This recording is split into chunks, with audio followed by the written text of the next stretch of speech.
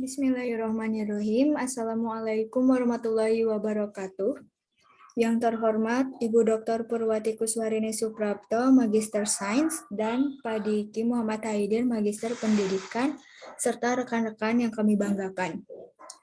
Di sini kami dari kelompok 5 akan membahas mengenai komunitas ekologi dengan anggota kelompok. Ada saya sendiri, Alivia Azahra, NPM 192154005, dan ada Reni Wulandari dengan NPM 192154022. Untuk submateri pembahasan kali ini ada dua, yaitu yang pertama ada struktur komunitas dan juga faktor-faktor yang mempengaruhi struktur komunitas. Untuk materi pertama akan dibahas oleh Saudari Ade Reni Wulandari, kepadanya dipersilahkan. Baik, terima kasih kepada moderator yang telah mengizinkan saya untuk menjelaskan materi yang pertama, yaitu tentang struktur komunitas. Nah, sebelum masuk ke materi struktur komunitas, kita harus mengetahui dulu apa itu komunitas. Nah, komunitas adalah kumpulan individu dari spesies yang berbeda, seperti tumbuhan dan hewan yang membentuk populasi lokal, yang berbagi lingkungan dan habitat, serta berinteraksi dengan berbagai cara, baik secara langsung atau tidak langsung. Definisi komunitas juga mengakui bahwa spesies yang hidup dalam asosiasi dekat dapat berinteraksi. Mereka mungkin bersaing untuk sumber daya bersama, seperti makanan, cahaya, ruang, atau kelembaban, di mana yang satu mungkin bergantung pada yang lain sebagai sumber makanan.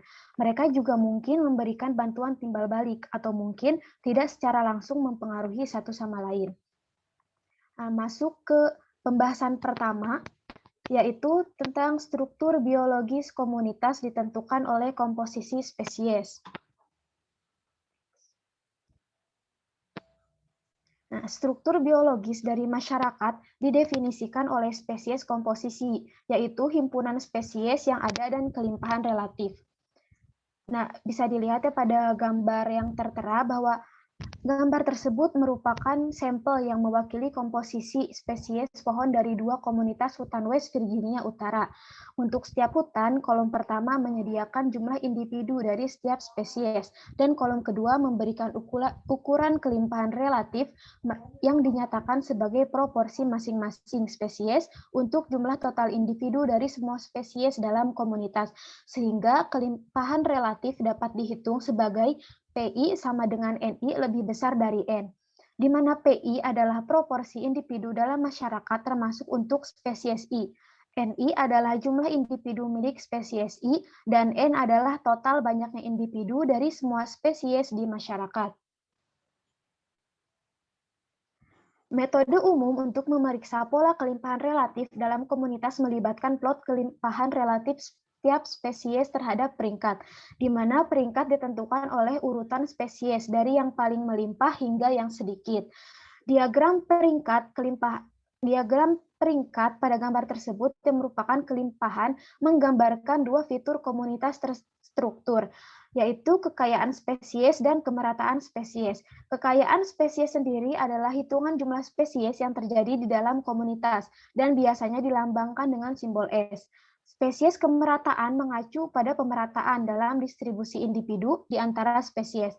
Kemerataan spesies maksimum akan terjadi jika setiap spesies dalam komunitas sama-sama melimpah. Untuk pembahasan selanjutnya yaitu mengenai keanekaragaman spesies ditentukan oleh kekayaan dan kesamaan spesies. Nah, ukuran kuantitatif paling sederhana dari struktur komunitas adalah indeks kekayaan atau S. Namun, kekayaan spesies tidak menjadi alasan perbedaan dalam kelimpahan relatif spesies dalam komunitas. Misalnya, dua komunitas dapat dihuni oleh spesies yang sama dan oleh karena itu memiliki nilai kekayaan spesies yang sama. Namun, dalam satu komunitas, sebagian besar individu mungkin dari satu spesies, sedangkan di komunitas lain individu mungkin lebih merata di antara berbagai spesies. Nah, salah satu indeks yang paling sederhana dan paling banyak digunakan dari spesies keragaman adalah indeks Simpson atau dilambangkan dengan D, yang merupakan istilah indeks keragaman Simpson sebenarnya dapat merujuk ke salah satu dari tiga indeks yang terkait erat. Indeks Simpson ini mengukur probabilitas bahwa dua individu yang dipilih secara acak dari sampel akan menjadi milik spesies yang sama atau kategori dengan rumus D sama dengan sigma PI kuadrat, di mana PI merupakan proporsi dari total individu dalam komunitas diwakili oleh spesies I, dan nilai D dapat berkisar antara 0 sampai 1. Nah, dengan tidak adanya keanekaragaman di mana hanya ada satu spesies, maka nilai D adalah 1. Karena kekayaan dan kemerataan spesies meningkat, maka nilainya akan mendekati 0.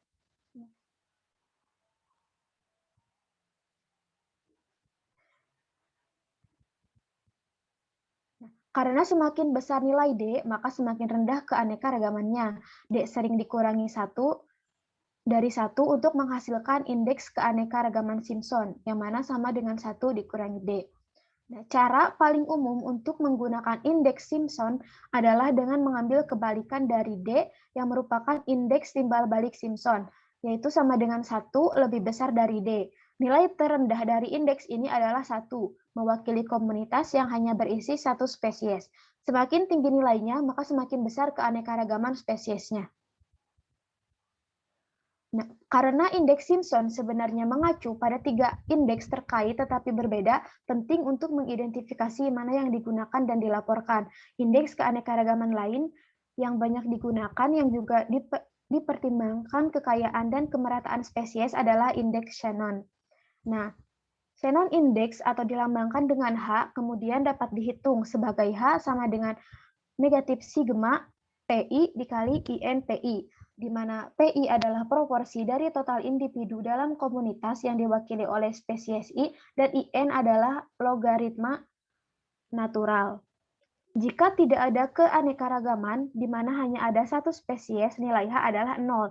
Nilai indeks maksimum yang terjadi ketika semua spesies ada dalam jumlah yang sama adalah H maksimal sama dengan in S, di mana S adalah jumlah total spesies atau kekayaan spesies. Seperti indeks Simpson dari keanekaragaman, nilai maksimum dari indeks Shannon atau H-max dapat digunakan untuk kalkulasi akhir indeks kemerataan spesies atau dilambangkan dengan EH, yang mana dengan rumus EH sama dengan H per H maksimum. Seperti indeks Simpson, nilai-nilai kemerataan EH berkisar dari 0 hingga 1, dengan nilai 1 mewakili kemerataan lengkap atau semua spesies sama-sama melimpah. Pembahasan selanjutnya mengenai dominasi dapat didefinisikan dengan sejumlah kriteria. Dominasi adalah ketika satu atau beberapa spesies mendominasi dalam suatu komunitas. Dominasi ini adalah kebalikan dari keragaman. Nah, spesies dominan biasanya didefinisikan secara terpisah untuk berbeda kelompok taksonomi atau fungsional organisme dalam komunitas. Dominasi biasanya diasumsikan, yang berarti paling besar jumlahnya, tetapi dalam populasi atau di antara spesies di mana individu sangat bervariasi dalam ukuran, kelimpahan saja tidak selalu merupakan indikator dominasi yang memadai. Misalnya di hutan, pohon-pohon kecil atau understory dapat angka unggul, namun pohon-pohon besar yang beberapa menaungi lebih kecil akan hitungan untuk sebagian besar biomasa atau jaringan hidup. Karena spesies dominan biasanya mencapai status mereka dengan mengorbankan spesies lain dalam komunitas, maka sering terjadi pesaing dominan di bawah kondisi lingkungan yang berlaku. Pembahasan selanjutnya mengenai spesies dasar mempengaruhi struktur komunitas secara tidak proporsional terhadap jumlahnya. Kelimpahan relatif adalah salah satu ukuran yang hanya berdasarkan numerical supremasi kontribusi spesies kepada masyarakat. Namun, spesies lain yang kurang melimpah mungkin memainkan peran penting dalam fungsi komunitas. Sedangkan spesies kunci adalah sebuah spesies yang memiliki disproporsionat dampak pada masyarakat relatif terhadap kelimpahan. Spesies kunci ini berfungsi dengan cara yang unik dan signifikan, dan pengaruhnya terhadap komunitas tidak sebanding dengan kelimpahan numeriknya. Penghapusan itu memulai perubahan dalam struktur komunitas dan sering mengakibatkan hilangnya keanekaragaman yang signifikan. Peran mereka dalam komunitas mungkin untuk menciptakan atau memodifikasi habitat atau untuk mempengaruhi interaksi di antara spesies lain. Dalam kasus lain, herbivora kunci dapat memodifikasi komunitas lokal melalui aktivitas makan mereka.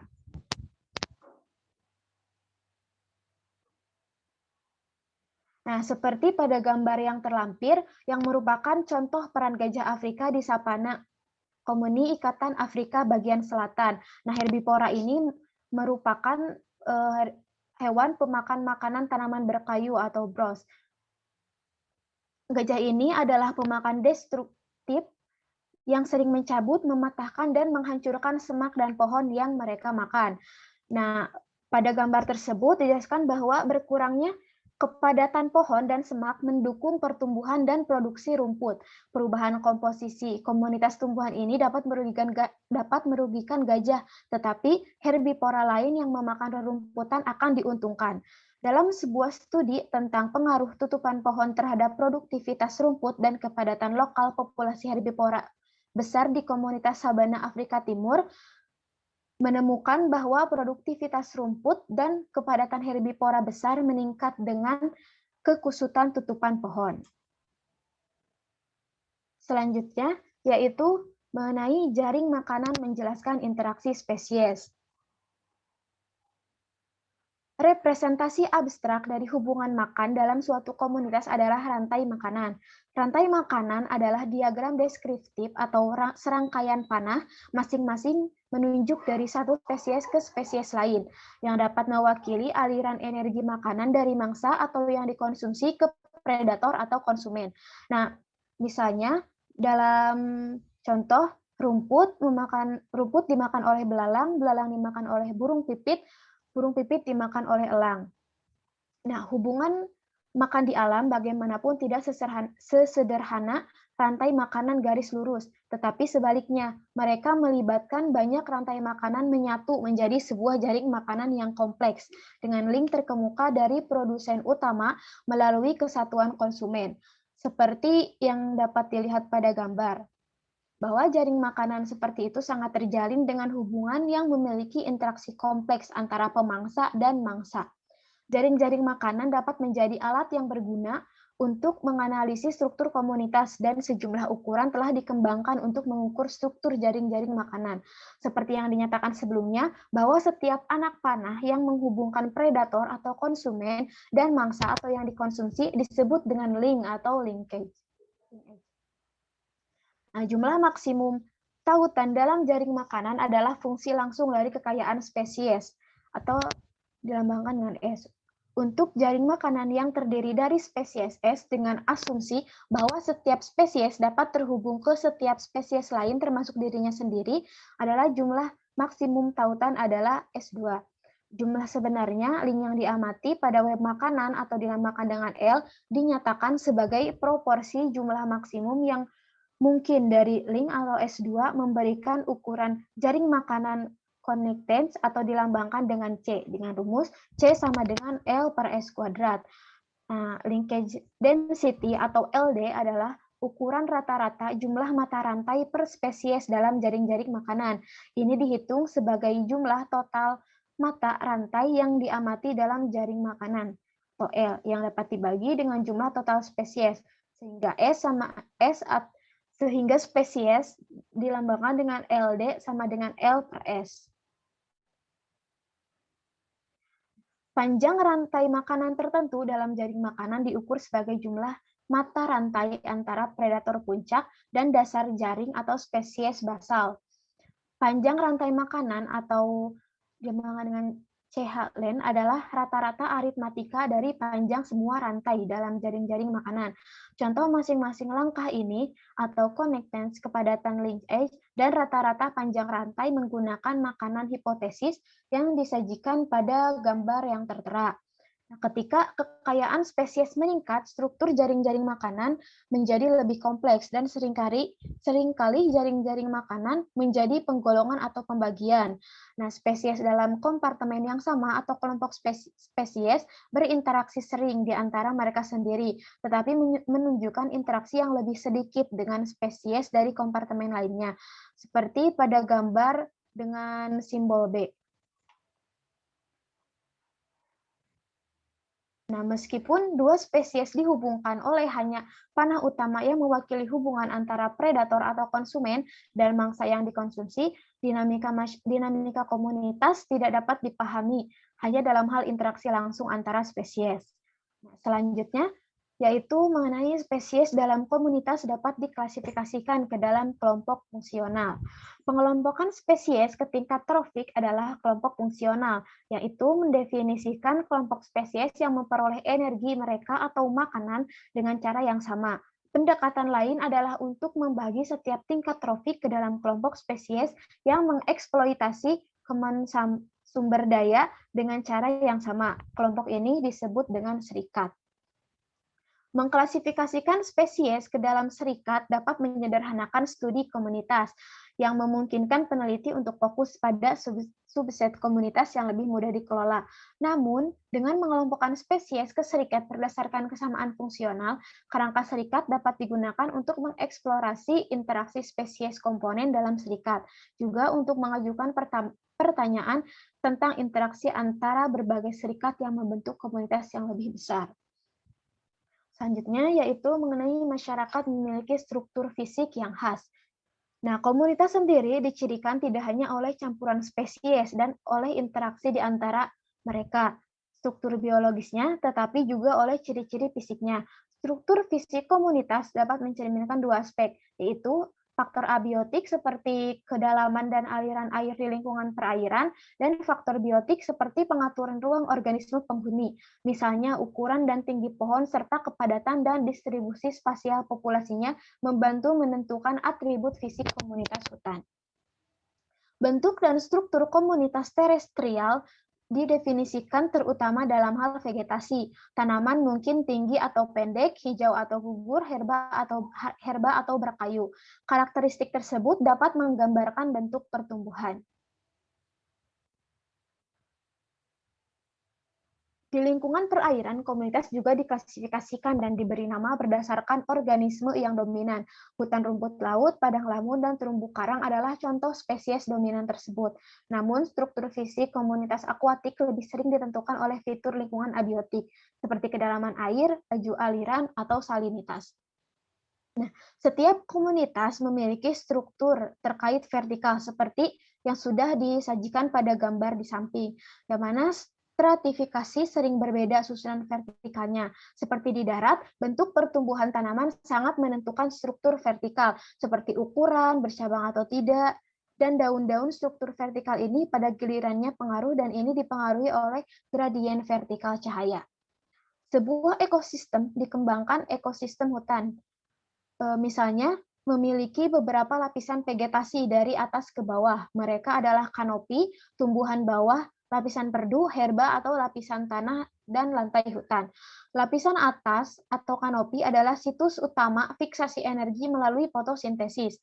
Struktur kanopi memiliki pengaruh yang besar pada sisa hutan. Jika kanopi cukup terbuka, sinar matahari yang cukup akan mencapai lapisan bawah. Jika banyak air dan nutrisi yang tersedia, baik maju, dan semak strata akan terbentuk. Jika kanopi rapat dan tertutup, tingkat cahaya rendah dan lapisan bawah dan semak akan kurang berkembang. Selanjutnya, yaitu zonasi adalah perubahan spasial struktur komunitas. Zonasi merupakan perubahan-perubahan dalam struktur fisik dan biologis masyarakat sebagai satu yang bergerak melintasi lanskap. Pola variasi spasial dalam struktur masyarakat atau zonasi yang umum untuk lingkungan air dan terestrial.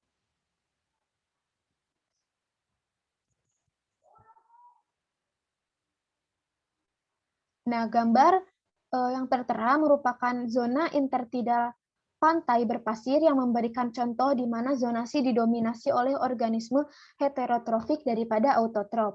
Pantai intertidal adalah zona di mana kehidupan laut sejati dimulai. Spesies hewan disesuaikan dengan periode reguler dan paparan udara ditemukan dalam zona ini. Selanjutnya, yaitu mengenai mendefinisikan batas antar komunitas seringkali sulit. Ahli ekologi menggunakan berbagai teknik sampling dan statistik untuk menggambarkan dan mengklasifikasikan komunitas. Umumnya, semua menggunakan beberapa ukuran kesamaan atau perbedaan komunitas. Meskipun mudah untuk menggambarkan persamaan dan perbedaan antara dua daerah dalam hal komposisi spesies dan struktur, sebenarnya mengklasifikasikan area menjadi kelompok-kelompok yang berbeda dari masyarakat melibatkan tingkat subjektivitas yang sering tergantung pada tujuan studi dan skala spasial, di mana vegetasi adalah di mana vegetasi yang merupakan sedang dijelaskan. Seperti yang dipertimbangkan bahwa daerah yang selalu lebih besar perbedaan komunitas struktur baik fisik dan biologi sepeningkatan. Contoh skala besar ini dari zonasi membuat poin penting bahwa kita akan kembali ketika memeriksa proses responsibel perubahan spasial dalam struktur masyarakat. Dalam arti tertentu, pembedaan antar komunitas bersifat arbitrer. Berdasarkan kriteria klasifikasi seperti yang akan dilihat, bahwa metode yang digunakan dalam menggambarkan komunitas sebagai unit spasial diskrit telah menyebabkan masalah dalam memahami konsep yang bertanggung jawab untuk pola zonasi tersebut. Selanjutnya, yaitu mengenai dua pandangan yang berlawanan dari komunitas. Beberapa ilmuwan dari awal abad 20 berpikir bahwa asosiasi tersirat proses yang mungkin bertanggung jawab untuk struktur komunitas. Logikanya adalah bahwa keberadaan kelompok atau kelompok spesies yang berulang kali berasosiasi merupakan bukti tidak langsung untuk interaksi positif atau netral di antara mereka. Bukti tersebut mendukung pandangan masyarakat sebagai unit yang terintegrasi. Nah, pendukung utama pemikiran ini adalah ahli botani Nebraska Frederick Clemens.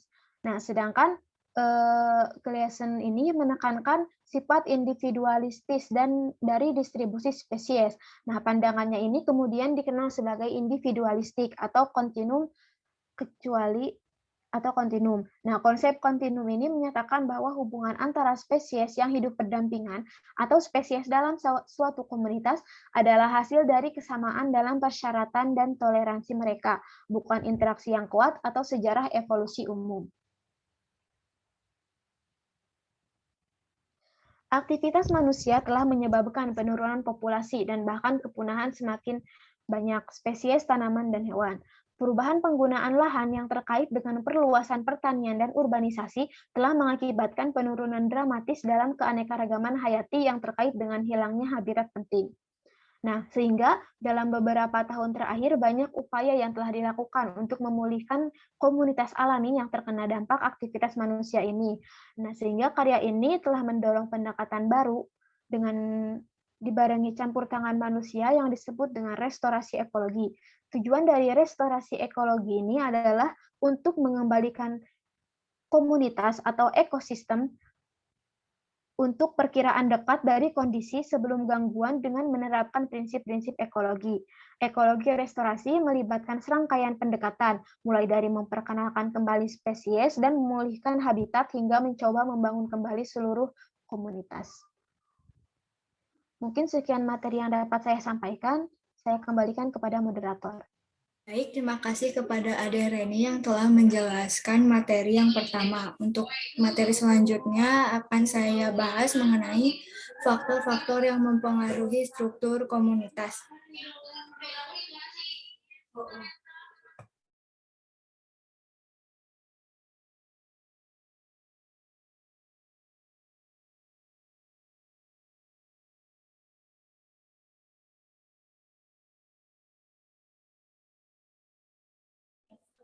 Baik, yang pertama yaitu mengenai struktur komunitas adalah ekspresi dari ceruk ekologi spesies. Struktur biologi suatu komunitas ditentukan oleh komposisi spesiesnya, yaitu spesies yang ada dan mengenai kelimpahan relatifnya. Agar suatu spesies menjadi komponen komunitas ekologis di suatu lokasi tertentu, spesies itu harus mampu bertahan hidup terlebih dahulu. Kondisi lingkungan harus berada dalam kisaran di mana spesies dapat bertahan, yaitu kisaran toleransi lingkungannya. Untuk contohnya, pada tanaman yang beradaptasi dengan lingkungan cahaya tinggi menunjukkan karakteristik yang menghalangi mereka untuk sama-sama sukses dalam kondisi cahaya rendah. Sedangkan pada hewan yang mengatur suhu tubuh melalui poikiloterm dapat mengurangi energi selama periode kekurangan sumber daya. Konsep relung dasar spesies memberikan titik awal untuk mengkaji faktor-faktor yang mempengaruhi struktur komunitas. Selanjutnya,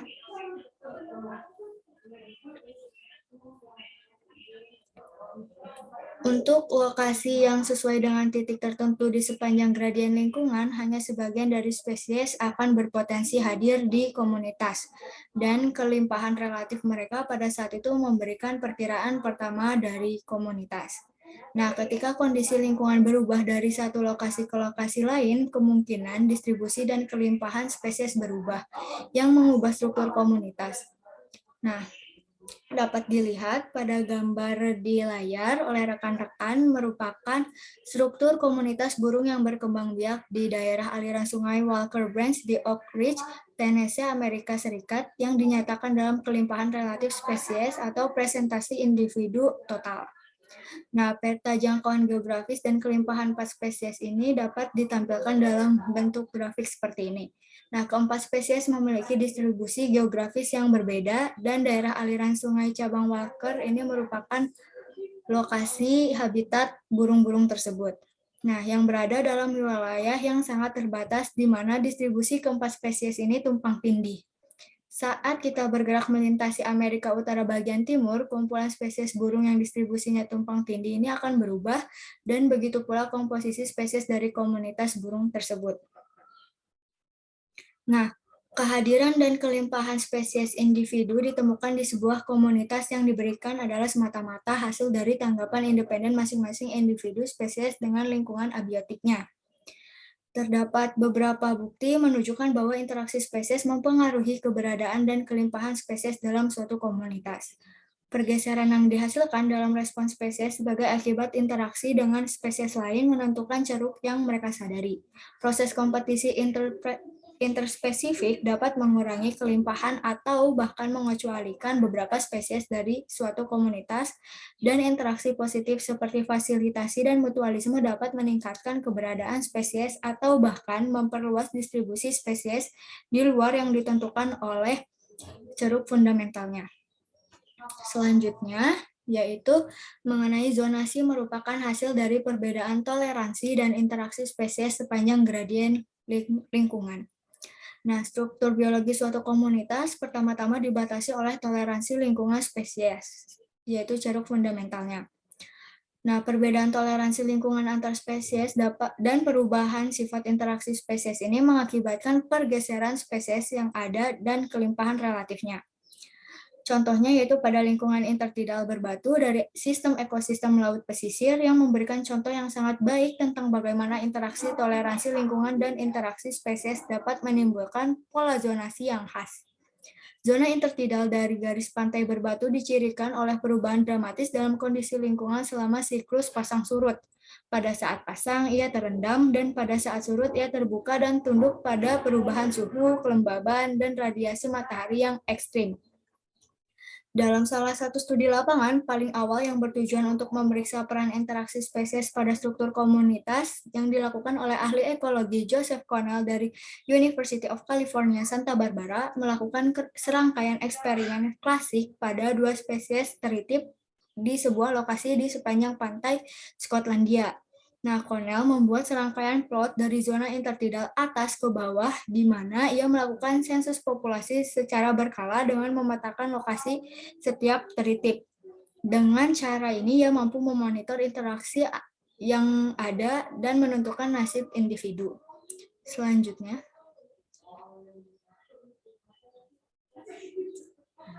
hasil penelitian ini menunjukkan bahwa distribusi vertikal larva yang baru menetap dari kedua spesies tumpang tindih secara luas di dalam zona intertidal, sehingga penyebaran bukan merupakan faktor penting yang menentukan pola distribusi spesies.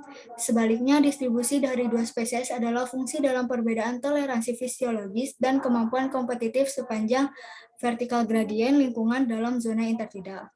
Nah, eksperimen Cornell ini dengan jelas menunjukkan bahwa perubahan spasial dalam distribusi spesies zona komunitas sepanjang gradien intertidal adalah hasil dari pertukaran antara toleransi terhadap tekanan lingkungan atau pengerasan dan kemampuan bersaing. Nah, pada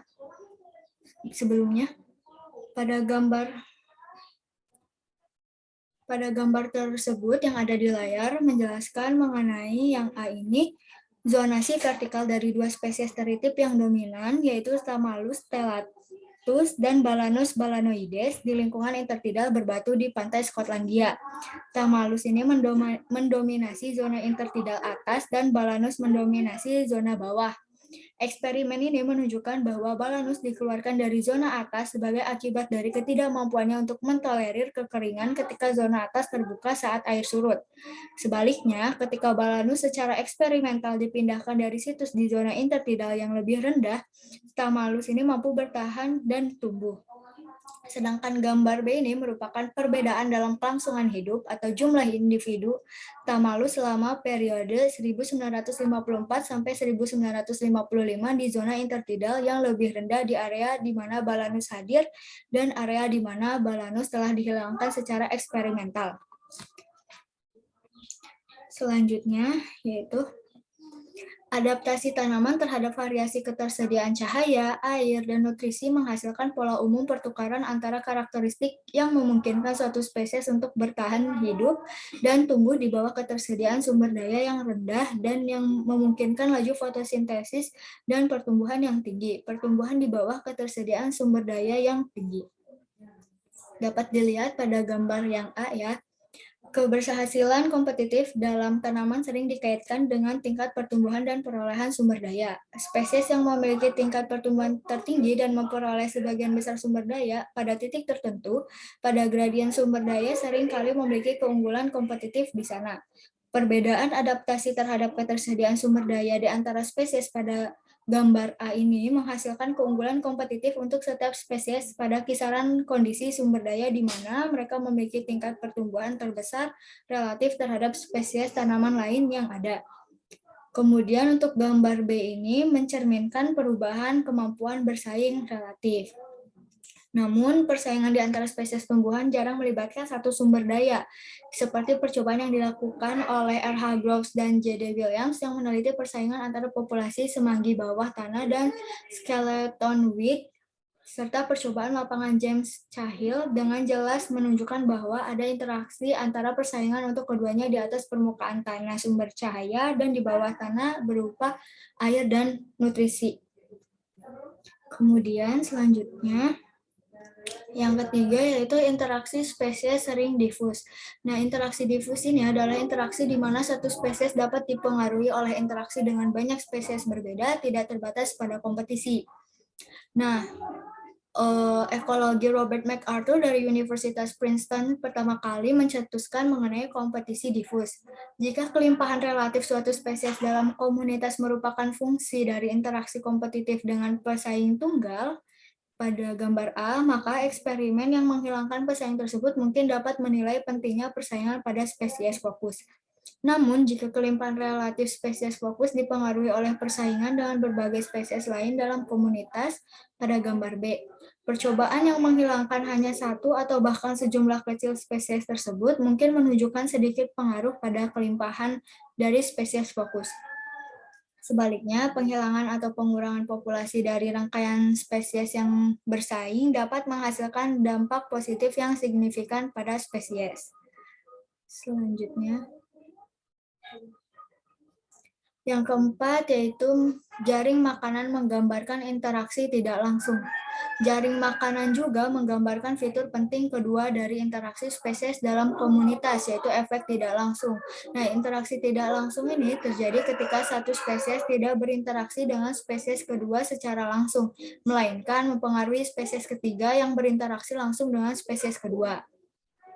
Dengan mempengaruhi hasil interaksi kompetitif di antara spesies mangsa, predasi memberikan contoh lain dari efek langsung dalam jaring makanan.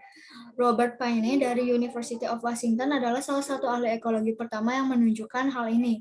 Zona intertidal di sepanjang garis pantai berbatu di Pacific Northwest adalah rumah bagi berbagai kerang, tritip, keong, dan chiton yang semuanya merupakan herbivora invertebrata. Next. Nah, dapat dilihat ya pada gambar A ini merupakan berbagai kerang teritip, keong, dan chiton yang merupakan herbivora invertebrata. Nah, semua spesies ini dimangsa oleh bintang laut. Nah, Paine melakukan eksperimen di mana ia mengeluarkan bintang laut dari beberapa area atau plot percobaan sambil membiarkan area lain tidak terganggu untuk tujuan perbandingan.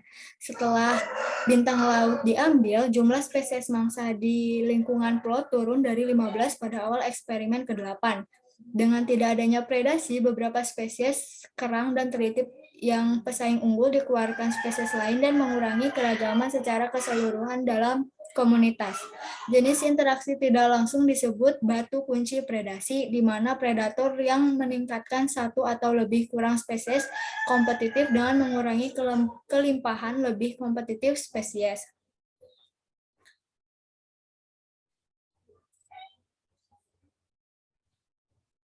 Nah, kemudian ahli ekologi Robert Holt dari University of Florida pertama kali menjelaskan kondisi yang mungkin mendorong jenis interaksi tidak langsung yang disebutnya sebagai persaingan nyata. Kompetisi nyata terjadi ketika dua spesies yang tidak bersaing satu sama lain untuk sumber daya yang terbatas mempengaruhi satu sama lain secara tidak langsung dengan menjadi mangsa-pemangsa yang sama. Nah, beberapa interaksi tidak langsung memiliki konsekuensi negatif bagi spesies yang terkena dampak, seperti dalam kasus persaingan nyata sebelumnya.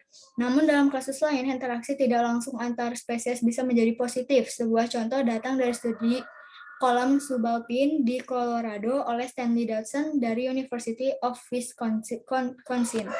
Ini melibatkan kapal hubungan antara dua spesies herbivora, yaitu Dapnia dan predator mereka, larva Midge, Sauborus, dan salamander larva Ambystoma. Nah, dapat dilihat ya pada gambar ini, yaitu merupakan diagram yang menunjukkan hubungan antara larva Midge atau Sauborus, larva salamander Ambystoma, dan dua spesies Dapnia, yaitu Dapnia rosea dan Dapnia pulex yang lebih besar, yang menghuni komunitas kolam di pegunungan Colorado. Pemindahan larva salamander dari beberapa kolam mengakibatkan pengucilan Dapnia rosea secara kompetitif oleh Dapnia pulex dan kepunaan lokal populasi Midge yang memangsanya. Baik, selanjutnya. Untuk yang kelima yaitu jaring makanan menyarankan kontrol struktur komunitas. Nah, spesies tertentu dalam masyarakat dapat memberikan pengaruh yang dominan pada strukturnya seperti bintang laut, pemangsa yang mendiami intertidal berbatu.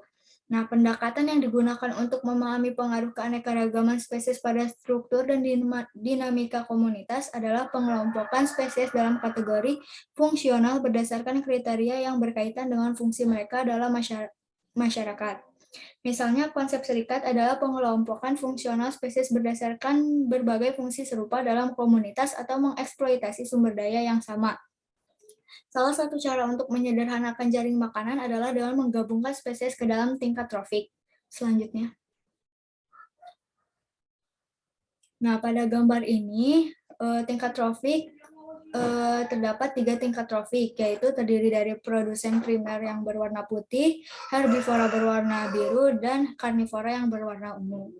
Nah, seperti halnya jaring-jaring makanan, panah dalam rantai makanan sederhana berdasarkan tingkat trofik menunjuk ke arah aliran energi dari autotrof ke herbivora dan dari herbivora ke karnivora.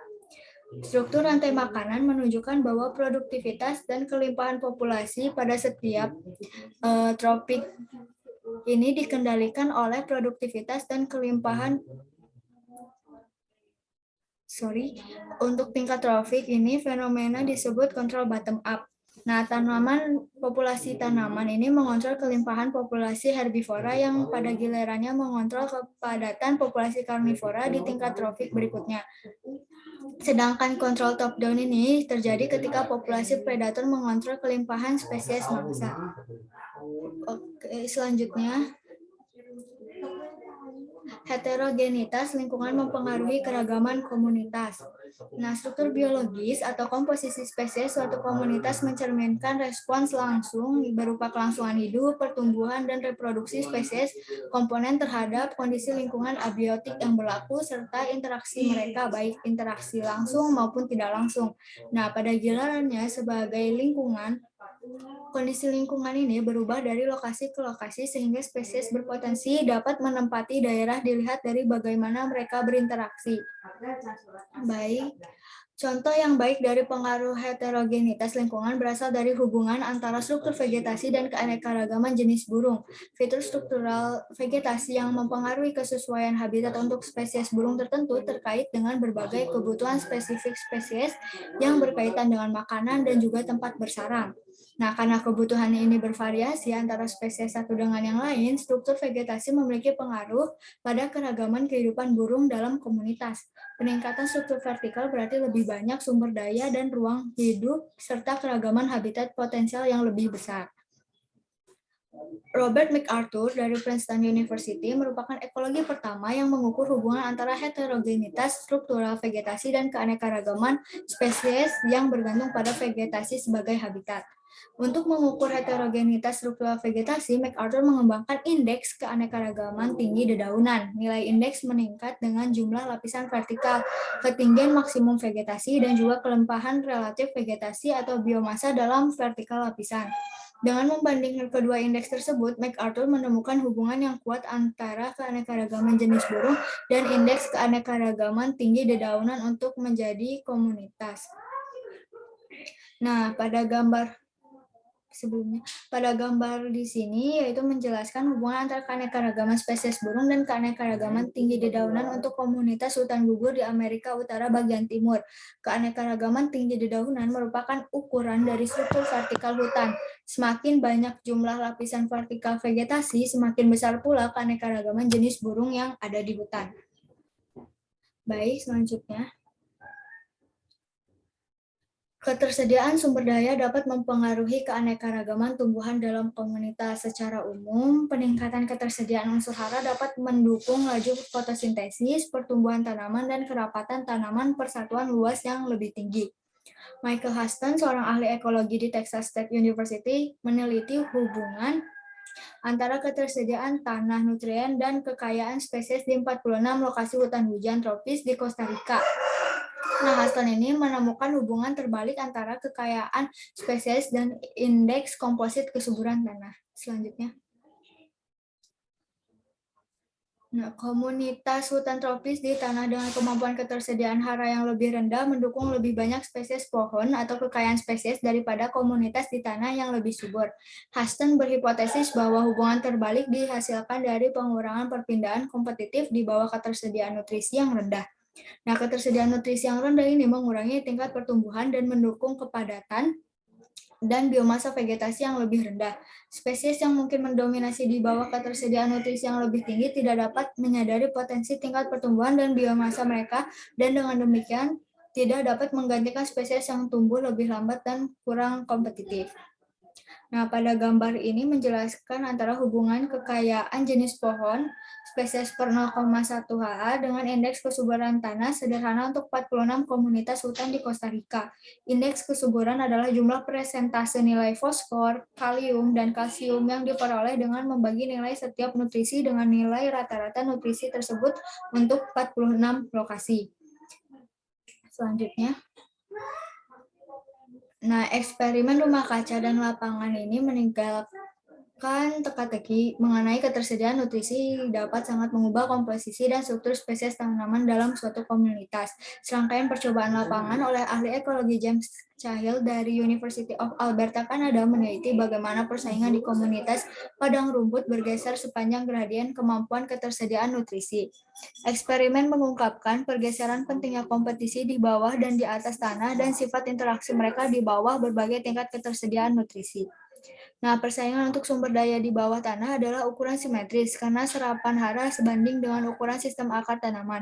Kompetisi simetris terjadi ketika individu bersaing secara proporsional dengan ukurannya, sehingga tanaman yang lebih besar menyebabkan penurunan besar dalam pertumbuhan tanaman yang lebih kecil, dan tanaman yang kecil ini menyebabkan penurunan kecil tetapi sebanding dengan ukurannya dalam pertumbuhan tanaman yang lebih besar.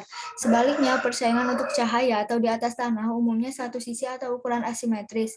Tanaman yang lebih besar memiliki keuntungan yang tidak proporsional dalam persaingan cahaya dengan menaungi yang lebih kecil, menghasilkan perbedaan ukuran awal yang diperparah dari waktu ke waktu. Setiap faktor yang mengurangi laju pertumbuhan tanaman memulai umpan balik positif yang mengurangi kemungkinan tanaman memperoleh posisi dominan dalam hierarki ukuran yang berkembang.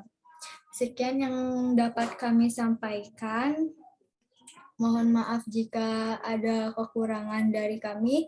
Untuk yang ingin bertanya, boleh bertanya di Google Classroom maupun PC anggota kelompok kami. Sekian yang dapat saya sampaikan. Wassalamualaikum warahmatullahi wabarakatuh.